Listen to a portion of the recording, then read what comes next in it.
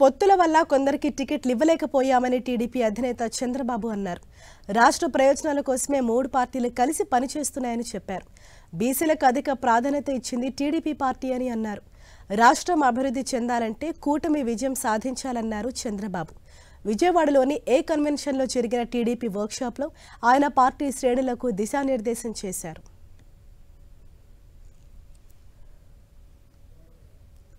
ఈ ప్రయత్నాలన్నీ రాష్ట్ర శ్రేయస్సు కోసం, భవిష్యత్తు కోసం చేసే ప్రయత్నాలు. ఈ రోజు నుంచి ఏ అభ్యర్థి ఏ పార్టీ వాడు కాకుండా 175 మంది ఎమ్మెల్యేలు, 25 మంది ఎంపీలు ఎన్డీఏ అభ్యర్థులుగా, అందరి అభ్యర్థులుగా ప్రజాహితం కోసం మీరు పనిచేయాలని మరొక్కసారి అందరికీ విజ్ఞప్తి చేస్తూ చేస్తారని చెప్పి ఆశిస్తూ అందరికీ నమస్కారాలు. చాలా వ్యాపారాన్ని రాజకీయం చేసుకున్నారు.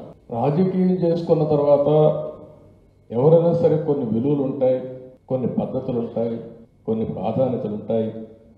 ఏలాంటి లేకుండా అనునిత్యం మీరు నోరిప్పితే అబద్ధాలు, బ్లాక్ అండ్ లైస్. ఒక ముఖ్యమంత్రిగా ఉండే వ్యక్తి ఇన్ని అబద్ధాలు చెప్పి మళ్ళా సర్వైవ్ అవుతాడు నా జీవితంలో ఎప్పుడు నేను ఊహించలేదు. ఎందుకంటే బీసీలు 50% జనాభా ఉన్నారు. 50% ఉండే జనాభాకు న్యాయం చేయాలి. అందుకే మనం ఎంపీల్లో కానీ ఎమ్మెల్యేలో కానీ నెంబర్ 1 ప్లేస్ ఎవరైతే ఉన్నారంటే బీసీలకే ఇచ్చాం. తర్వాతనే మిగిలిన వర్గాలకంతా ఇచ్చాం. That is our commitment.